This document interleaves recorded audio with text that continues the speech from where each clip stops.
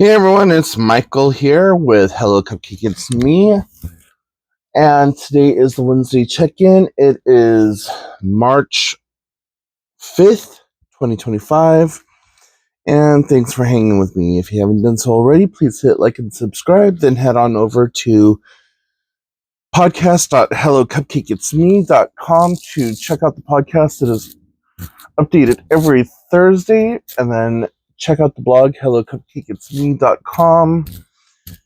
Go give it some love. Make sure you follow me on all the different social medias. And then check out my book, Carpe Diem Scroto 365 Daily Affirmations, found at cdsthebook.com. So, how the hell is everyone? Yes, I am brushing my hair on camera because in just about 30 minutes or so, I am supposed to be getting together with some friends, and we are going to go out and celebrate my birthday a little early and another friend's birthday. So we're going to go do some, we're going to go have brunch.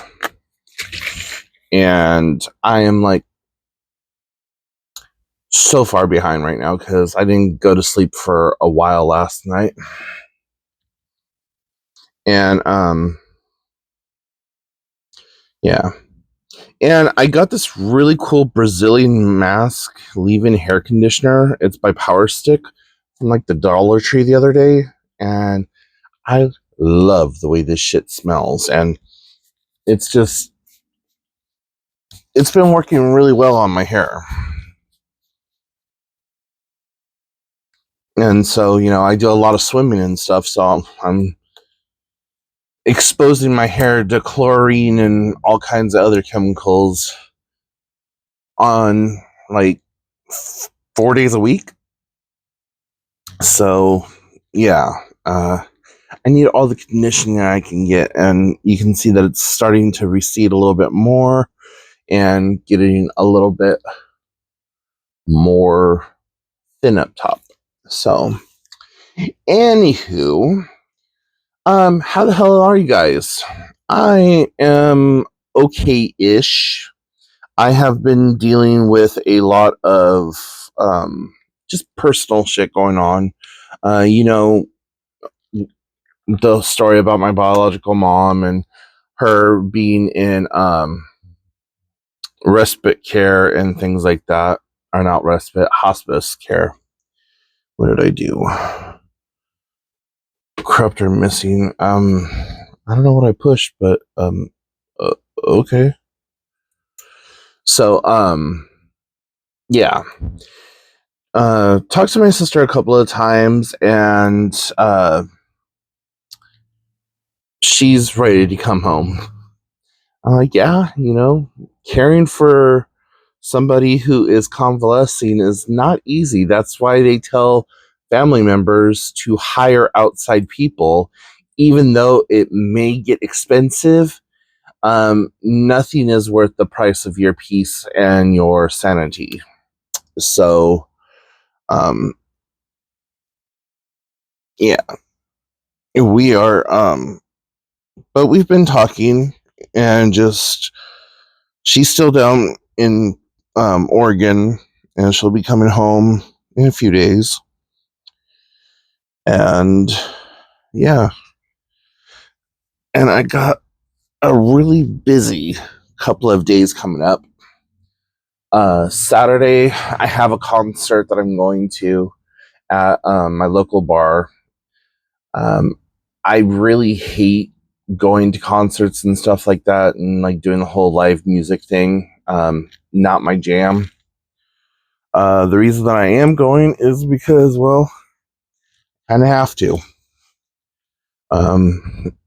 I was asked to record everything for the bar, so by recording everything for the bar, I get my dinner free that night. So free food, and all I have to do is record for about an hour.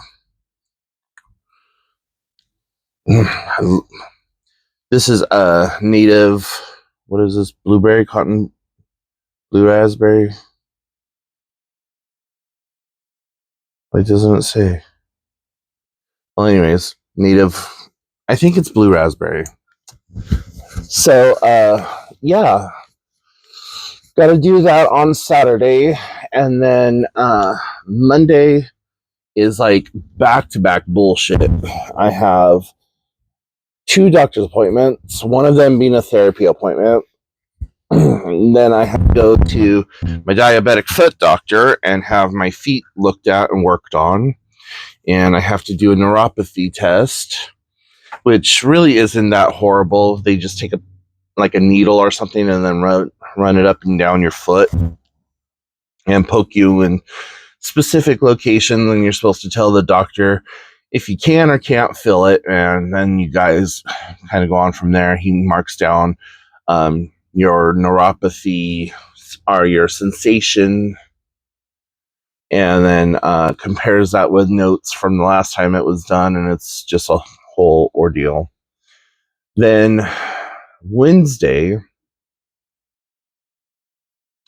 I have a therapy appointment with my ART therapist. So kind of really looking forward to that. And I'm going to actually talk to her. I'm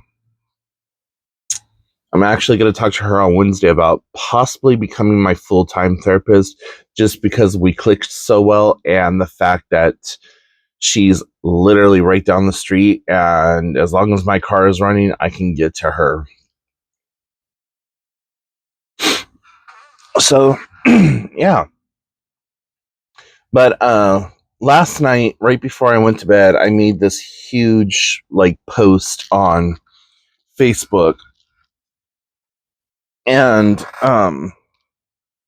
apparently I didn't word it correctly, because there was a lot of people who didn't take it the way that I meant it, and just talking about how I allow my walls, my defenses, to be kind of crumbled when people say things to me, or if they show affection or anything like that, how I kind of oh, okay, whatever. Um, as well as just, trying to process everything in the world. And at almost 44, I'm consistently comparing myself to the rest of the world and trying to figure out where my place in the world is.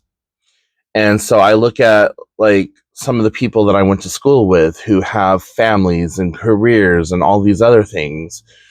And I compare and contrast, well, we grew up in a similar situation. We grew up in the same town.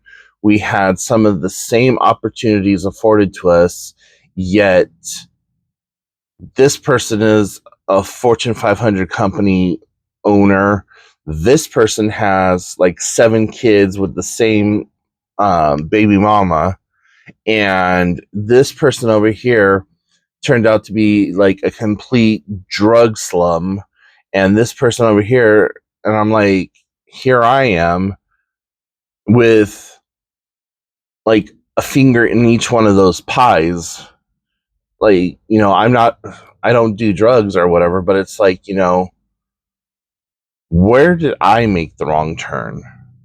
And I blame a lot of it on my mental health, just not having the resources that I needed when I was living in California, and not having people people taking me seriously when I started noticing that I was bipolar, noticing the depression, noticing all of this shit that was happening, and really reaching out and legitimately trying to get some sort of help. But there was none for me. And so it was okay, well, you know, whatever. So I dealt with things in my youth in California a lot differently than what I've dealt with them here. So in my late teens, early 20s, I was the party guy. I was always the first one at the party. You never saw me without a drink in my hand, a cigarette, or a joint or something. I always had something in my hand, and I would leave home, deal with all of that bullshit and that drama through drinking and partying and just hanging out with my friends for like days on end, come back home, try to smooth things over, try to work things out, go to school, go to work, go do whatever I got to do. And so my coping mechanism was running away. And when I moved to Washington, I lost all of those support systems. I lost all of my friends. You know, it would be a Tuesday and we would just all show up at somebody's house and there'd be like 60 of us. And so we would all pull our collective money together um, to like buy food and then do a bonfire and then just kind of hang out or whatever, stay up until 1 or 2 in the morning, go to sleep for a little while, wake up, and all of us go to our respective jobs and go to school and do class and the whole 9 yards. Um, but when I moved here, I had none of that. And it took me a full year, almost 2 years of being completely isolated before I started making friends. And going from like being the social butterfly to not having anybody, that's when my mental health really took a huge swan dive. Also, the fact that, you know, I I was in a whole new state in a whole new area, and there was just so much that I didn't have. And at the time, I didn't have a car. Like, I went probably, what was it? I went from 2006. Yeah, about 2006 to, yeah. So I went from about, yeah, 2004 to, it was 2004. So yeah, it was shortly after the house burnt down. And then my car kind of started dying about 2005 ish. So we'll just say sometime between 2004 and 2005, I went without a car, clear up until 2013. So, you know, I was stuck, and everyone everywhere up here, even though it says like it's a mile and a half, that's like a mile and a half through the forest, through the woods. You know, you got to battle trolls along the way. It feels like the beginning of Legend of Zelda, where you go into the first cave and it says it's dangerous out there. Take this with you,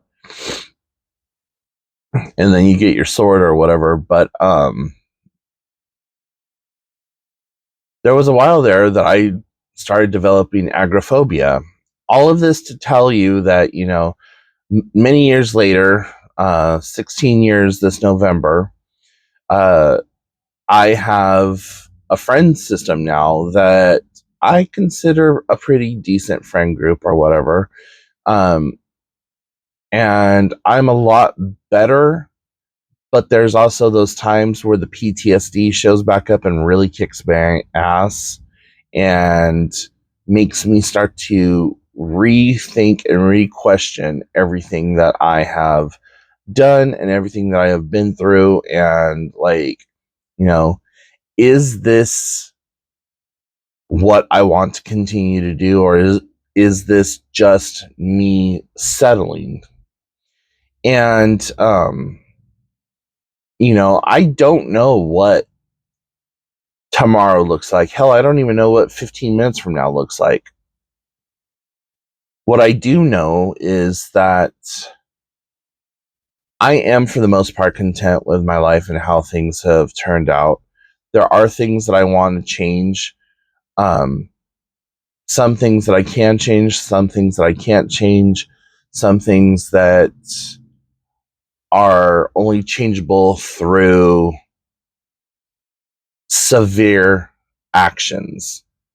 And, um, you know, going down and seeing my biological mother in her final days and just kind of like taking steps backwards, like kind of rewinding my life to, I'm just like,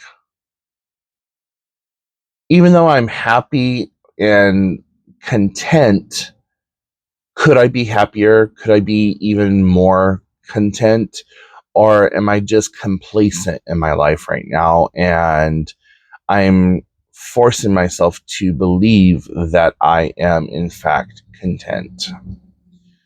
So, yeah, I got a lot of interesting comments on that post on Facebook, but I went through and I had to reclarify that, you know, I'm not talking about any one particular thing.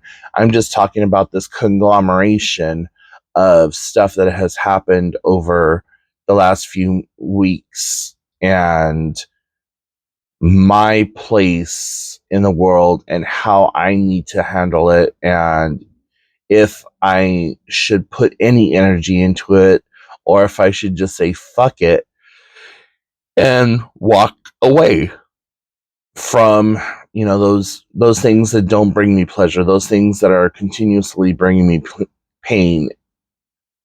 So I'm quite literally taking a page out of my own book and just like refocusing and reframing the situation at hand, and to stop, meditate, ground and center, and really just see if I'm on the right path. And that's just it. I don't know if I'm on the right path or not because I don't make plans at all. Like, yeah, you know, I at the beginning of the video I said that I had plans to meet up with my friends to celebrate a birthday brunch or whatever, but those plans took several weeks. Well, not several. It took about a week and a half to iron out and make sure that everything was said and done and kind of put in stone. So I learned a long time ago that whenever I make plans and they fall through, I go through a very horrible depressive slump. And I think that's kind of where I'm at right now, is I'm on the verge of a spiraling depressive slump because plans have been canceled. Not any plans in particular, but you know, things that I was looking forward got canceled. Stuff that I was wanting to do kind of got rescheduled and stuff like that. And it's just like, once I can understand. Twice is like, 3 or 4 times, it's like, okay, just at this point, fucking quit telling me that something's going to happen until you show up at my door. But uh, don't stop trying to make that happen, you know? This isn't me giving you a pass to, like, not do something or whatever. This is me telling you, okay, so the next 3 weeks might be busy for you, but week 4, you need to figure it the fuck out and like nail down these plans or whatever else. So, the other thing is I need to stop expecting people to show up for me the way that I show up for them. So, the last couple of years have really taught me a lot about myself and about the people in my life. 2 years ago, I learned who I could place what on. And what I mean by that is, like, who could I call at 2 o'clock in the morning and say, hey, I need a ride to the airport, versus, who I could call and all I can get from them is a glass of water. So, that was a really hard lesson for me to learn, because I'm that person that if you call me, I try to be punctual. I try to be there for that person in um, whatever capacity that they need me to be. And so I had to learn that just because I'm that way does not mean that everyone's that way. And it also means that, I should hold some people to that same level of standards, but that in doing so, that does mean that 9 times out of 10, I'm going to be the one who's hurt by their inability to actuate on what I am asking, because they might not have the means to do so at that time. Last year was about learning who deserves what information. I fucking hate the term gatekeeping, but I learned that not everybody needs to have access to the knowledge and the resources that I have. One of my biggest issues is that my love language is love bombing and let me fix it, because I've been through the struggle myself. I've dealt with shit myself my whole life. And so my mindset is, why should you struggle? Why should any of us struggle? If we can help one another, isn't that what we're supposed to do?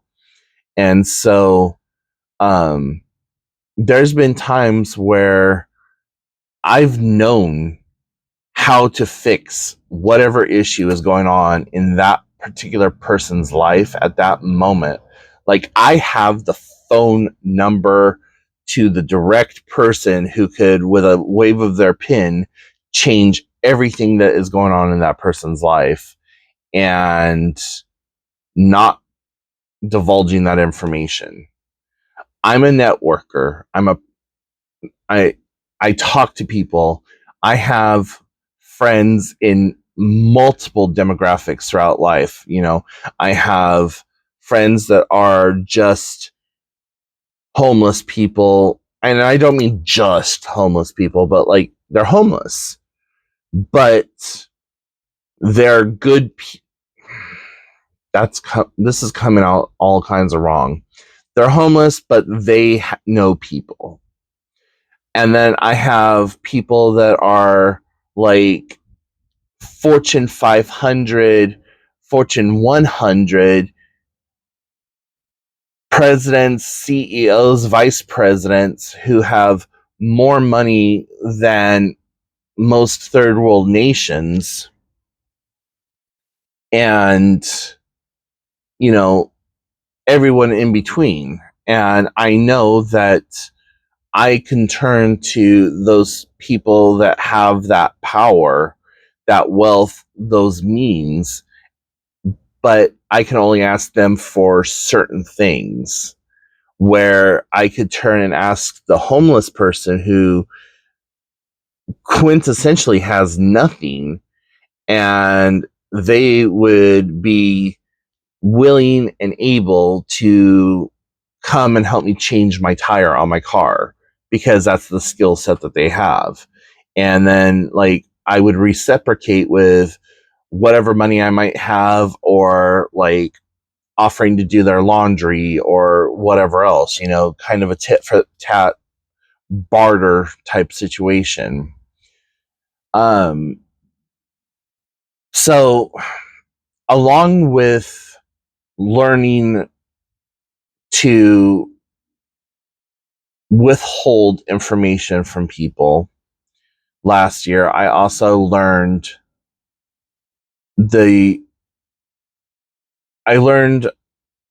about setting boundaries, because I live my life as an open book. If you want to know it about me, right, wrong, good, bad, or indifferent, I'm telling you. And I am very self-deprecating, and I know that. And I say what is on my mind. Like I said, right, wrong, or indifferent, you're going to know what's on my mind. And so,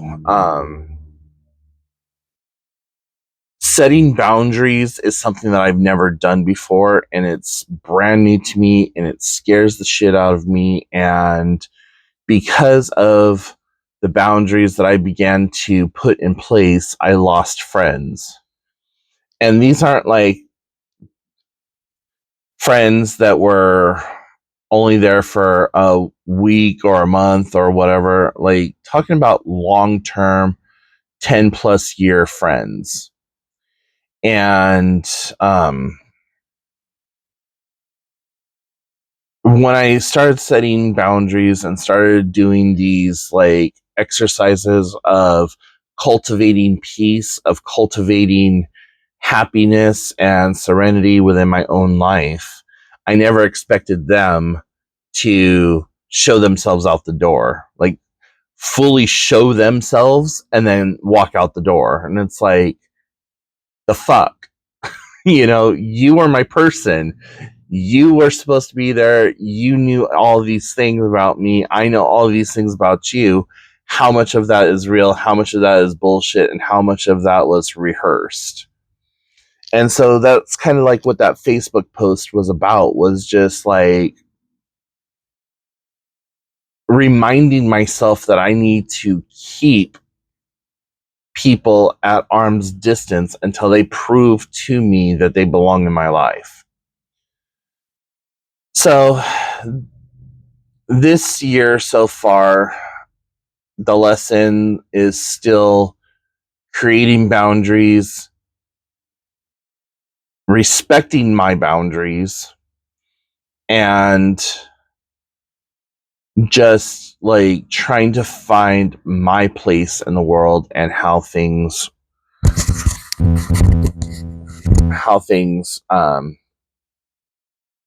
work, I guess, in that. So anyways, guys, I could go on for another 4 hours, but we're already almost at a half an hour. I'm sorry for the longer videos. I really need to talk this out. And if you sit here and you listen to all of it, awesome. If you don't, as long as you listen to a little bit of it, that's cool.